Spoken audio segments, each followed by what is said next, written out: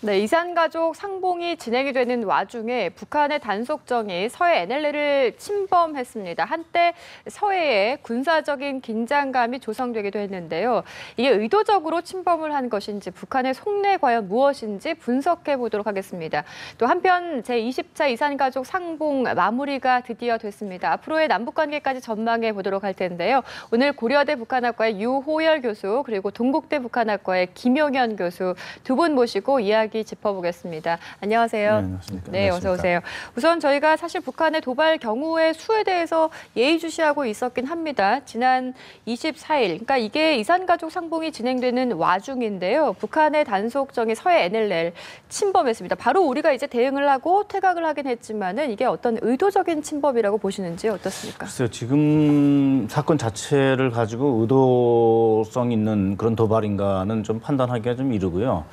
대신에 이제 북한 측 설명이나 정황으로 보면 일단 중국 어선을 단속하려고 했고, 그래서 이제 NLL 침범을 했는데 우리가 경고 방송을 했으면 이제 퇴각을 했으면 되는데 네. 경고 방송에도 불구하고 계속 머물러 있었기 때문에 결국은 이제 포사격을 통해서 이제 강제로 또 위협 속에서 이제 퇴각을 한 상황이기 예. 때문에 우리가 지금 상황에서는 단순 어떤 임무를 수행하다가 북한 측 주장대로 임무를 수행하다가 그런 것인지 아니면 또 다른 의도가 이제 우리 의도를 탐색하든지 아니면 또 이런 남북 관계 개선에 대한 또 북한 나름대로의 전략인지 이것은 좀 더 두고 봐야 정확한 그런 북한의 의도를 알 수 있을 것 같습니다. 네, 이번에 24일에 서해 NLL 침범이 있었긴 한데요. 근데 이번뿐만이 아니라 교수님, 지난 8월 31일입니다. 북한 단속정이 역시 이번과 비슷한 경우였는데 NLL을 침범했다 이런 이야기가 전해지는데 당시에는 이게 언론에 공개가 안 됐습니다. 우리로서는 사실 8.25 합의 이행도 있고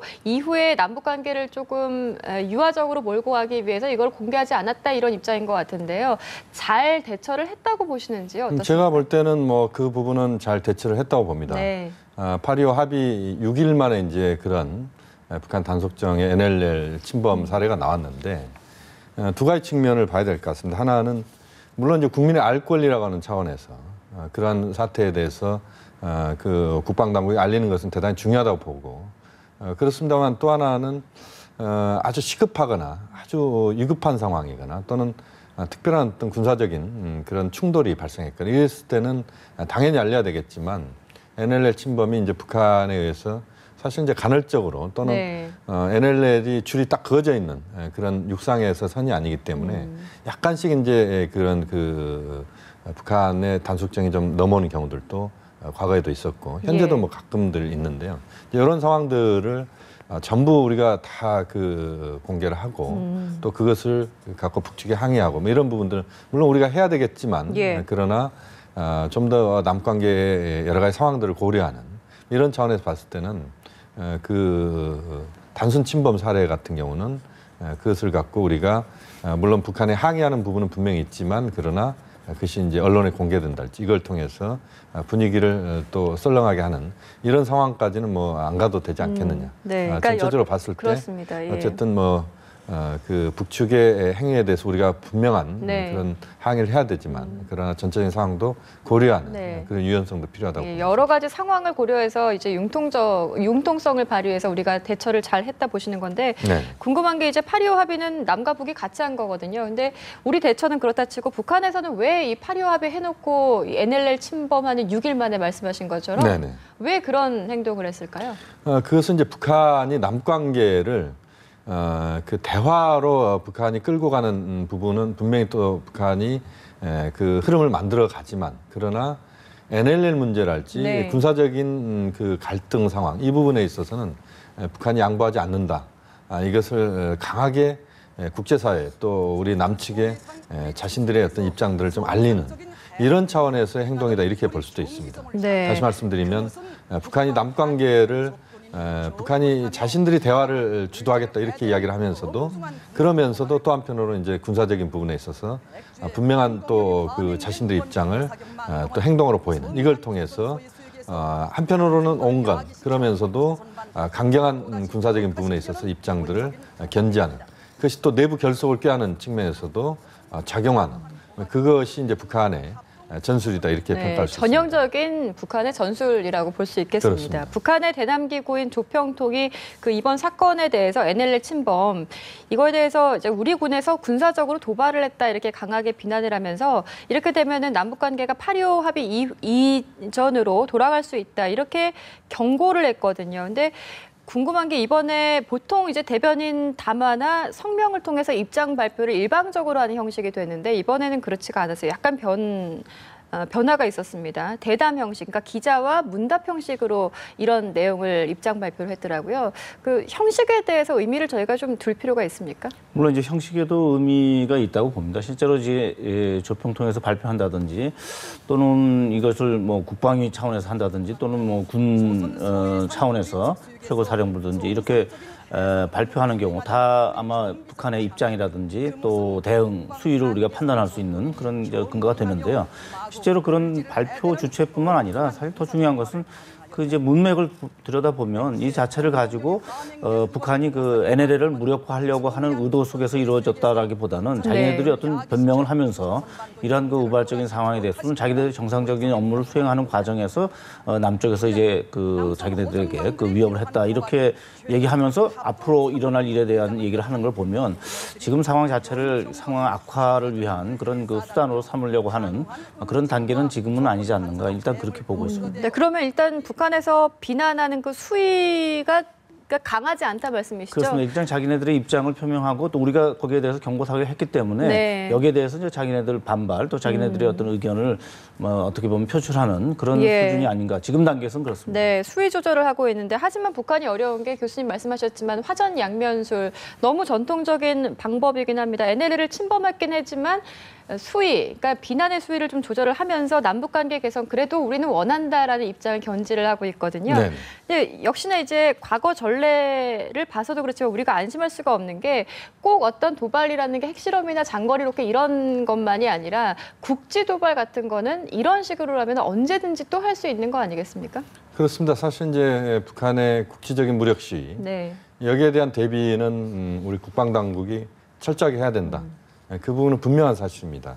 그러면서도 우리가 하나 더 주목을 해야 되는 부분들은 이제 유호열 교수님 말씀하셨습니다만 현재 국면에서 북한이 군사적으로 그 행동을 했을 경우에 그럴 경우에 이제 후폭풍이 현재 남북 관계의 그 뭔가 개선의 흐름들을 지금 만들려고 하는 이 흐름들을 또 아주 싸늘하게 만들어 버릴 수 있는 네. 이런 상황이기 때문에 북한으로서도 좀 더 그 전략적으로 판단할 가능성이 있다 이렇게 보여집니다.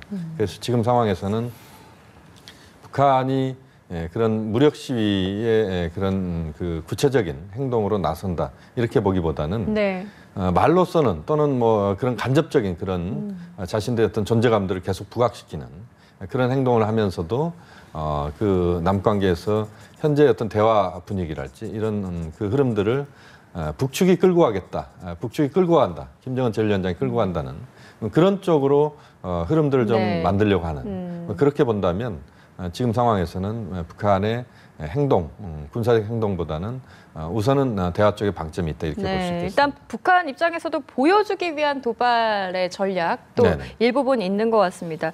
유 교수님께서 어떠십니까? 이런 NLL 침범, 그 북한에서 그래도 남북 관계를 앞으로 좀 좋게 가져가기 위해서는 이런 도발, 뭐 국지 도발이든 어떤 도발이든 좀 자제를 해야 되는 거 아니겠습니까? 당연히 도발은 자제해야 되고요. 도발에 대해서는 뭐 반드시 응징한다. 그러니까 이번에 우리 군 대응 자체도 북한에 대해서 우리가 경고를 하고 경고를 듣지 않았을 때 실제로 이제 포 사격을 하는. 네. 그러니까 우리가 아무리 이제 남북 관계가 중요하고 하더라도 안보를 중요시한다라고 그렇죠. 하는 그런 예. 일종의 군의 대응 태세를 다시 한번 또 북에 전달했기 때문에 그런 면에서는 아마도 상황 인식을 북한이 의도적으로 이것을 도발을 통해서 자기 주도로 가려고 했다면 그 자체가 아직은 실현할 수 없는 그런 오판이라고 하는 것을 다시 보여줬다. 그러면서 우리 군 대응이 적절한 것이 아니었나 이렇게 봅니다. 네, 이런 뭐 아찔한 순간들 NLL 침범에 대한 이야기들 두 분과 함께 나눠보고 있는데 결과적으로는 20차 이산가족 상봉 뭐 무리 없이 마무리가 오늘 이제 모두 됐습니다. 이산가족들은 또 한 번 기약 없는 이별을 하게 됐는데 그 돌이켜 보면은 얼마 전에 있었던 목감질에 있지 않습니까? 그게 불과 8월이거든요. 정말 그렇습니다. 얼마 안 됐거든요. 근데 그 이후에 이제 남북 관계가 8.25 합의를 이뤄내고 그 이후에 이제 급물살을 타게 되고 이산상봉까지 좀 이어지게 된 건데 이번에 그래도 남북이 만나는 자리가 있었다는 거는 아마 큰 의미가 있겠죠. 어떤 그렇습니다. 의미가 있다고 뭐 보십니까? 지금 말씀하신 것처럼 목함질의 사태가 불과 8월 초입니다. 네. 그러니까 그때는 우리가 군사적 대응을 한다. 뭐 그러면서 또 북측이 또 거기에 또 반대응을 하는 이런 굉장히 일촉즉발의 상황까지도 맞습니다. 갔던 예. 그런 흐름에서 거의 2달여 만에 이산가족 상봉이 이루어지면서 긴장 수위를 떨어뜨렸다. 우리가 10월 6기설을 좀 이야기를 했던 적이 있습니다. 그러니까 10월 10일 당창건 기념일을 북한이 70도를 맞이하면서 맞습니다. 예. 로켓 발사도 할 가능성이 있지 않느냐라고. 핵실험까지 나왔었죠. 그렇습니다. 이제 이야기가. 이런 흐름 속에서 이산가족 상봉은 이제 그런 분위기 자체를 바꿨다. 그러니까 대결에서 대화로 물꼬를 바꾸는 상징적인 네. 그런 행사가 금강산에서 6일 동안에 걸쳐서 있었다. 이게 이제 대단히 중요한 의미가 있다고 봐야 되고 이번 상봉을 통해서 이번 상봉이 이제 이례적으로 그치는 게 아니고 이산가족 상봉이 정례화 쪽으로 가는 이런 흐름들의 그 출발점으로서 의미를 또 만들어내기 위해서 남북 당국이 적극적인 노력을 해야 되는 이런 네. 또 과제도 동시에 주는 그런 그 상봉이었다 이렇게 평가할 수 있습니다. 맞습니다. 이제 정례화해야 된다라는 목소리는 참 여러 곳에서 나오고 있는데 이번에 이산상봉 행사에 대한 이야기들 조금 나눠보겠습니다. 참 이게 말이 이산가족이라서 그렇지 65년 동안 가족을 못 본다면 그 심정이 어떨까. 감히 좀 헤아리기도 힘든 상황일 텐데 이산가족들 사연 하나하나 이렇게 기사를 읽어보니까 눈물 없이는 정말 볼 수 없는 그런 가슴 아픈 이야기들이 참 많았습니다. 그 교수님 보시기에는 어떤 사연들, 어떤 가족들의 얘기가 가장 좀 남으셨습니까?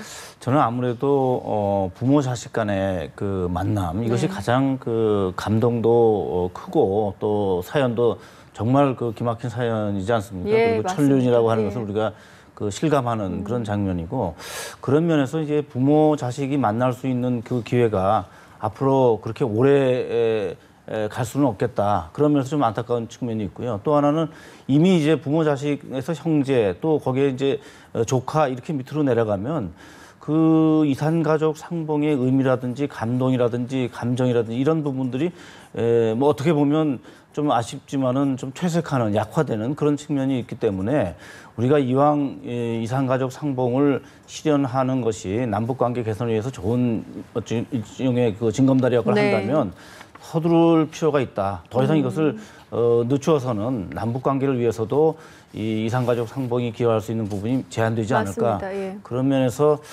대통령께서 제안한 우리 그 6만 지금여 명의 그 신청자들 생사 확인부터 하고 가능하면 그 만날 수 있는 기회를 대폭 확대하는 것 그것이 뭐 절실하지 않을까 이렇게 생각합니다. 네, 그러니까 말씀하신 대로 이제 1세대 분들이시거든요. 이번에 만나신 분들 굉장히 연로하신 분들이 많아서 건강상의 문제까지 많이 이제 좀 대두가 됐었는데 어떤 분들이 좀 남으셨습니까? 예, 교수님. 저는 이제 유월 교수님 말씀하셨습니다만 90세 이상의 이번 상봉자들을 우리가 볼 수 있었습니다. 예.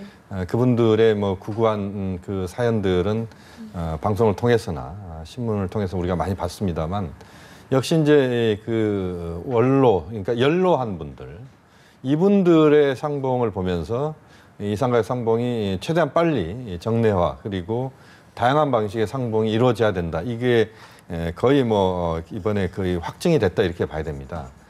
지금 이제 6만 명 이상의 지금 이산가족 상봉 지금 못하고 있는 분들이 있는데 80대, 70대 이렇게 포함하면 거의 그분들이 한 8, 90% 해당이 됩니다.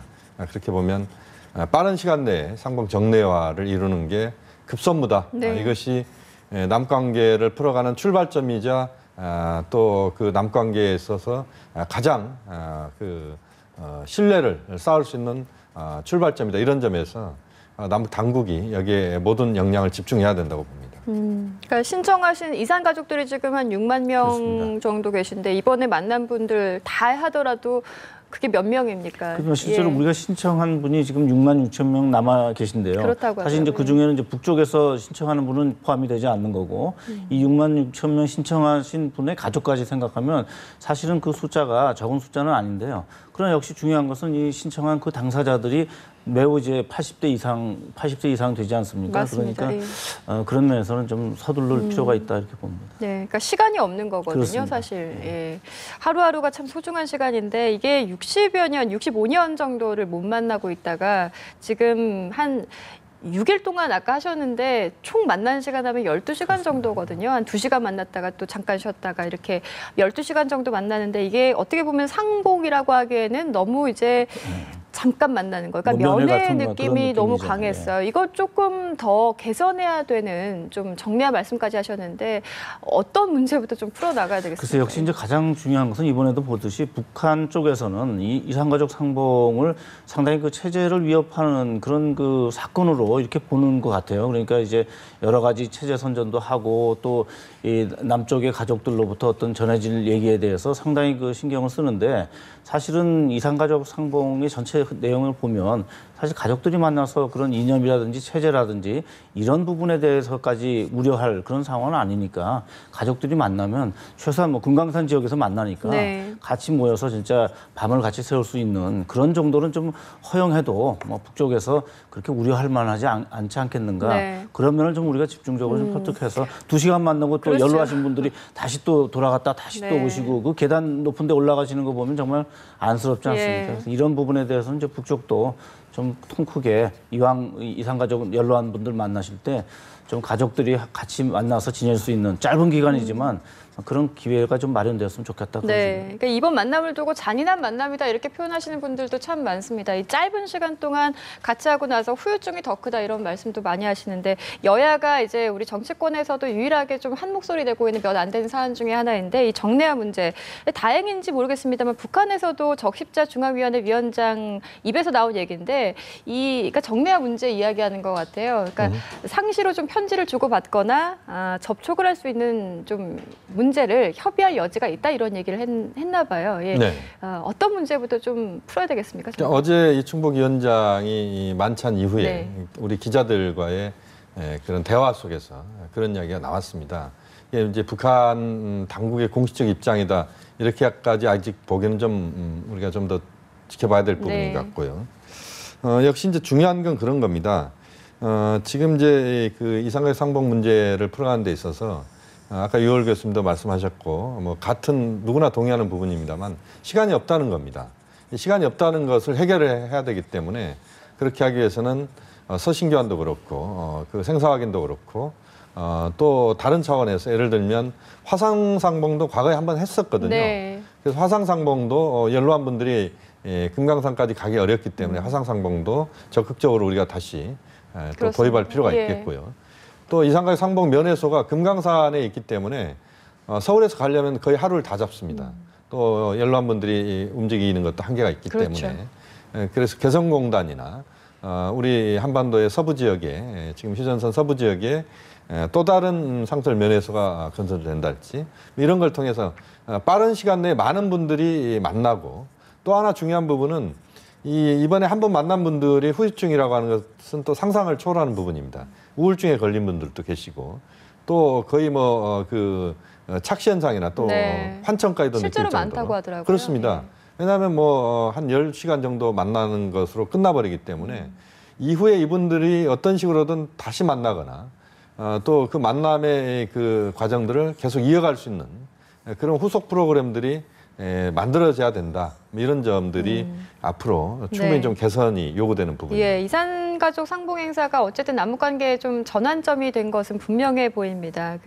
지난번에 저희가 이제 남북 간에 8.25 합의했던 것에서 나온 이야기, 이제 당국 회담 조만간에 하자는데 조만간이라고 이야기만 했지 일정은 제대로 잡지를 않았거든요. 이제 이 분위기를 좀 타서 당국 회담까지 좀 열릴 수 있을지 모르겠습니다. 올해 내에 좀 가능할지 모르겠습니다. 그래서 물론 쉽지 않은 그 의제라고는 생각이 됩니다만 이제 어떤 의제를 가지고 할 것인지 또 사전에 이제 이런 과거에 우리가 장관급 회담을 했었던 그런 그 전례를 다시 살리려면 역시 이제 그 남북 간에 좀 더 신뢰를 쌓아야 되는데 이번에 이산가족 상봉 나름대로 그런 분위기를 조성하는데 기여를 했다고 보고요. 또 최근에 이제 북한이 중국과의 관계를 개선하면서 네. 나름대로 이제 체제에 대한 어떤 그 우려라든지 체제 어떤 불안을 좀 해소할 수 있는 그런 기회가 됐다면 일단 이런 걸 통해서 남북 관계를 좀 진전시켜 나가고 그러자면 결국 그 정부 차원에서 당국 차원에서 어떤 그 이정표라든지 또는 이런 그 계획들을 논의하고 또 해결해 나가는 그런 과정이 필요하기 때문에 당국 회담은 조만간 열려야 되지 않겠는가 네. 그렇게 기대하고 네, 있습니다. 이게 남북 문제뿐만이 아니라 뭐 앞으로 한일, 한중일 정상회담 그리고 한중 정상회담 뭐 가까이 다 예정이 돼 있습니다. 북한이 앞으로 어떤 전략을 쓰겠습니까? 두 가지입니다. 지금 말씀하신 것처럼 그 대외 환경, 특히 이제 그 한중일 정상회담이랄지 한중 정상회담 이런 것들의 진행 상황들을 보면서 북한이 움직일 가능성이 있다. 우선 그것이 하나고 또 하나는 이제 그 당권 회담을 하기 위해서는 북측 입장에서는 뭔가 자신들이 받아야 될 선물이 있다고 생각할 겁니다. 그래서 이제 금강산 관광 재개 문제고 예. 우리 측 입장에서는 또 북측이 우리에게 줄 수 있는 선물은 이산가격 상방 정례하다 이렇게 또 판단하고 있는 부분이 있기 때문에 이 두 가지를 얼마만큼 남북 당국이 유연하게 네. 그 문제를 사전에 좀 정리해 나가면서 당권 회담으로 갈 수 있느냐 하는 겁니다. 이런 것들이 이루어져야 뭔가 상황들이 개선되고 남북 관계도 좀 더 적극적으로 풀려갈 수 있다 이렇게 봐야 될 것 같고요. 네. 역시 남북 당국이 이번에 이산가격 상봉을 20차 상봉을 했기 때문에 요걸 탄력으로 해서 남북 관계의 전반적인 흐름들을 대화적으로 그리고 그 지난번 8.25 합의 사항들을 실천해 나가는 이런 쪽으로 문제를 좀 접근해야 된다. 그렇게 보면 올해 그 당권 회담이 올해 안에 열리는 이것이 저는 매우 중요하다고 보고 그것을 위해서 적극적으로 남북 당국이 노력을 해야 된다고 봅니다. 네, 이 하반기 이제 한반도 정세 여러 가지 변수들이 많아 보입니다만 좀 좋은 방향으로 흘러갔으면 좋겠습니다. 이렇게 해서 유호열 교수 그리고 김용현 교수와 함께했습니다. 고맙습니다. 네.